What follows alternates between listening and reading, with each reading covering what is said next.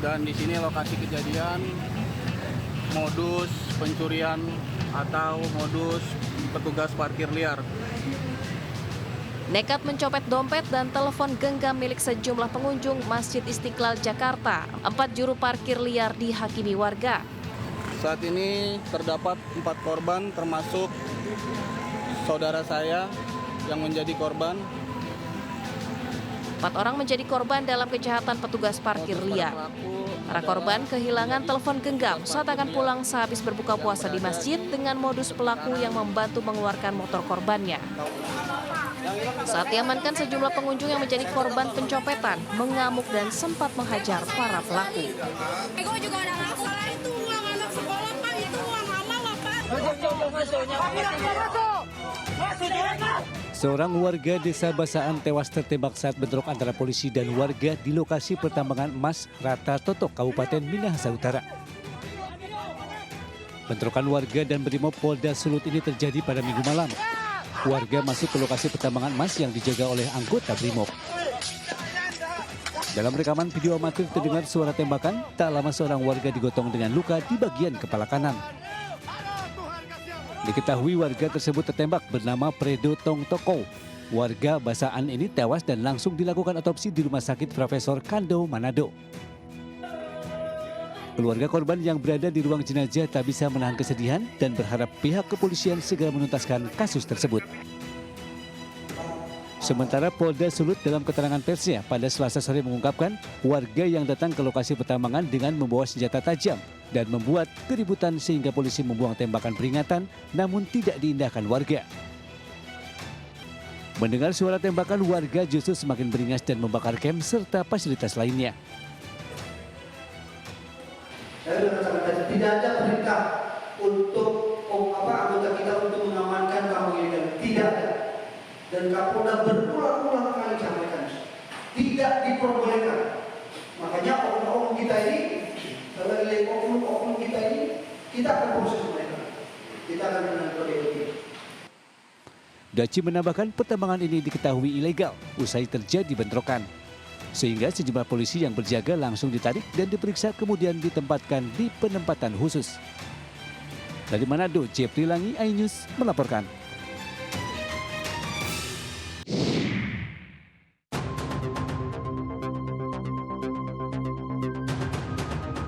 Video gerombolan pemuda di kawasan Kampung Bahari, Tanjung Priok, Jakarta Utara dengan membawa senjata tajam viral di media sosial. Mereka berdalih hendak membangunkan sahur, padahal diduga kuat akan tawuran dengan kelompok lain di wilayah tersebut. Kelompok pemuda ini juga merusak fasilitas warga dan bahkan sempat terlibat cekcok dengan seorang wanita yang merupakan warga setempat. Pasca videonya viral, Satreskrim Polres Metro Jakarta Utara langsung melakukan penyelidikan untuk mencari para pelaku yang ada di video tersebut. Hasilnya polisi menemukan satu lokasi diduga tempat berkumpulnya para pelaku dan menyimpan senjata tajam. Dari lokasi ini diamankan 68 celurit, 2 unit airsoft gun dan pelurunya, serta ganja kering. Selain itu, polisi menangkap 2 orang dari belasan remaja yang hendak tawuran, yakni NF dan JM. Modus operandi dari para pelaku adalah, para pelaku ini memang sengaja menyimpan senjata tajam, sejumlah 68 dan juga airsoft gun ini yang digunakan sewaktu-waktu apabila terjadi tawuran. Kedua pelaku sudah ditetapkan sebagai tersangka dan dikenakan pasal tentang kepemilikan senjata dengan ancaman pidana 10 tahun penjara. Dari Jakarta, Rizky Falupi, iNews melaporkan.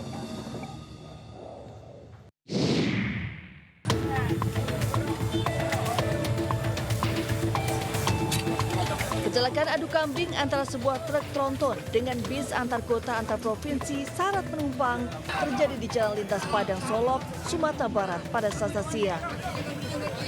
Akibat kecelakaan, kedua supir terjepit bagian depan kendaraan yang ringsek. Beruntung, tim penyelamat berhasil mengevakuasi keduanya dan membawa mereka ke rumah sakit.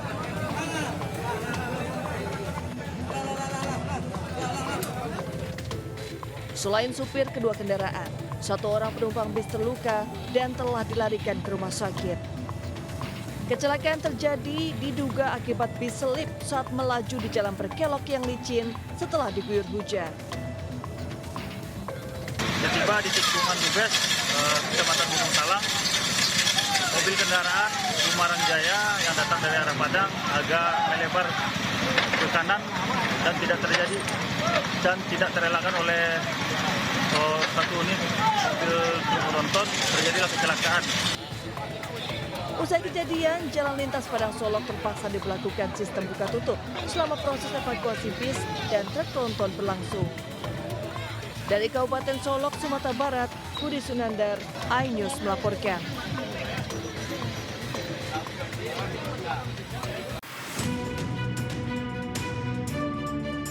Bareskrim Polri mengungkap modus licik pabrik produksi minyak goreng minyak kita tidak sesuai takaran.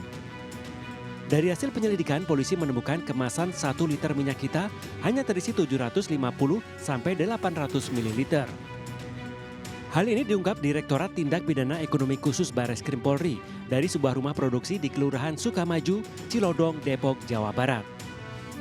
Saat digeledah, polisi menemukan barang bukti drum penyimpanan bahan baku, minyak kita dengan berbagai kemasan dan mesin produksi. Polisi juga menetapkan AWI, pemilik sekaligus pengelola rumah produksi minyak kita sebagai tersangka. Dalam perkara ini, penyidik telah menetapkan 1 orang tersangka, yaitu inisial AWI, yang berperan sebagai pemilik maupun merangkap sebagai kepala cabang sekaligus pengelola lokasi tersebut yang berada di TKP. Bahan baku minyak goreng curah didapatkan tersangka dari sebuah perusahaan di Kota Bekasi, Jawa Barat. Dari Jakarta, Irfan Herdiansah, Jaka Samsa, dan Di Bernadi, iNews melaporkan.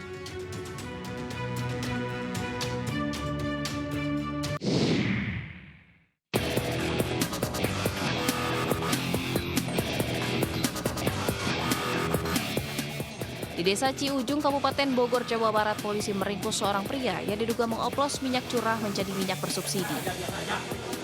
Pelaku juga mengurangi ukuran minyak kita palsu dari 1 liter menjadi sekitar 800 ml. Meski baru 1 bulan beroperasi, tersangka sudah mengeruk keuntungan hingga 600 juta rupiah. Selain di Bogor, Bareskrim Polri juga mengungkap produksi minyak goreng minyak kita nakal dengan modus mengurangi isi kemasan di kawasan Cilodong, Depok, Jawa Barat. Maraknya keberadaan minyak kita palsu atau minyak kita yang tidak sesuai ukuran ini tentu saja membuat resah para ibu rumah tangga. Ya emang sih merugikan kita ya, karena kan emang kita harganya tahunya kan memang harga seliter, tapi ternyata nggak sesuai emang sih. Kalau ini saya mulai beralih ke yang merek lain. Sebenarnya sih kalau emang harus jujur kita butuh minyak.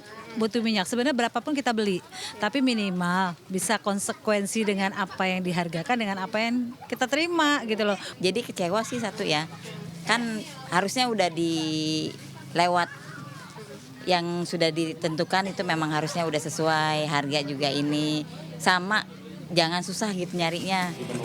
Menanggapi keresahan warga, Kapolri Jenderal Listio Sigit Prabowo memastikan akan melakukan penegakan hukum dalam kasus ini. Sedang kita lakukan pendalaman dan kemungkinan kita akan lakukan penegakan hukum karena memang ada yang kita dapati yang isinya tidak sesuai dengan kemasannya 1 liter. Kemudian juga ada yang menggunakan label minyak kita namun sebenarnya palsu. Sementara itu, Menteri Perdagangan Budi Santoso menyatakan bahwa kini pihaknya tengah menyelidiki keberadaan pabrik yang diduga mengurangi ukuran minyak kita tersebut. Lokasi perusahaan yang melakukan pengurangan takaran ya waktu itu kan ya tanggal 7 itu kita ke Jalan Tol Iskandar di Depok, tetapi perusahaan itu sudah tutup ternyata. Nah sekarang kemudian kita selidiki dan sekarang ketemu perusahaannya pindah di Karawang. Hari ini tim Satgas Polri dan Kemendak sedang di Karawang. Tim Liputan iNews melaporkan.